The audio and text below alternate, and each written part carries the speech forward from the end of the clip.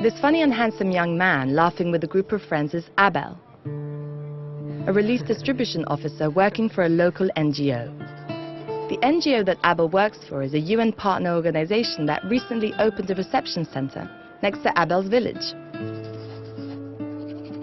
Abel is known as a very caring young man, as he's always trying to give back to others what life has given to him. At work, he's very caring and professional with the beneficiaries. The young lady he's saying hello to is one of them. Her name is Afrida. She's a 17-year-old girl living on her own near the reception center.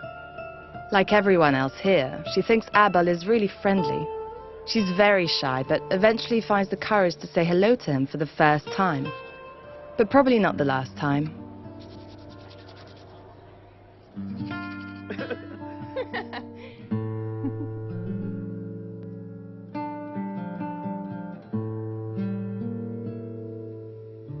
Despite this new friendship with Abel, Afrida feels lonelier every day. She's completely dependent on humanitarian support and she hates her life here. Her closest friend Lara convinces her that the only way to have a better life would be to become Abel's special friend. As an NGO staff member, he could surely provide her with some extra resources and maybe even help her move to another country where she could start a new life. She could even go back to school and become a famous painter. Even though Afrida doesn't feel comfortable with Lara's suggestion, she doesn't see any other way out. So one day, she decides to meet Abel at his house. She feels very nervous and confused.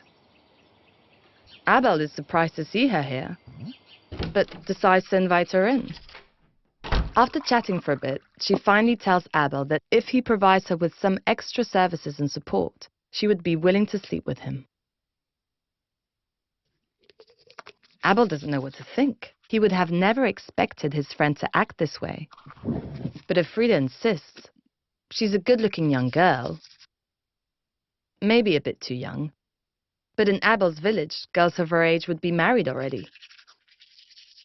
No, maybe he shouldn't. Abel vaguely remembers a training at work on preventing sexual exploitation and abuse.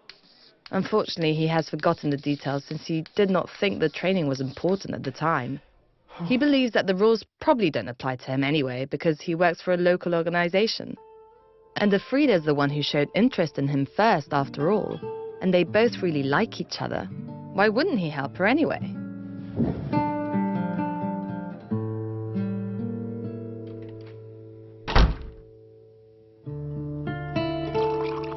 The next day, Abel tells his colleague Faustin what happened.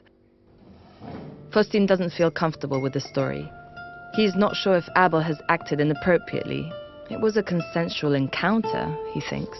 In the meantime, Abel and Afrida continue to meet in the evenings at Abel's house.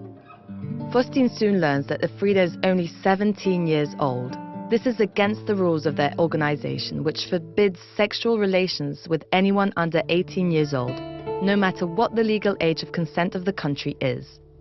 Speaking with Lara, he also discovers that Afrida hopes to use this sexual relationship to gain access to more services or even move to another country.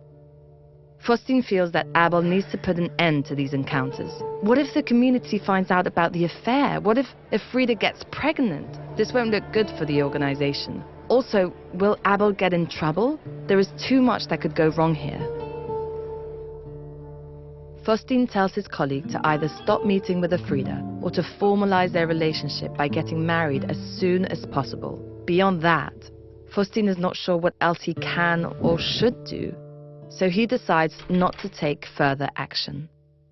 I have already voiced my concerns to Abel. What he does now is up to him.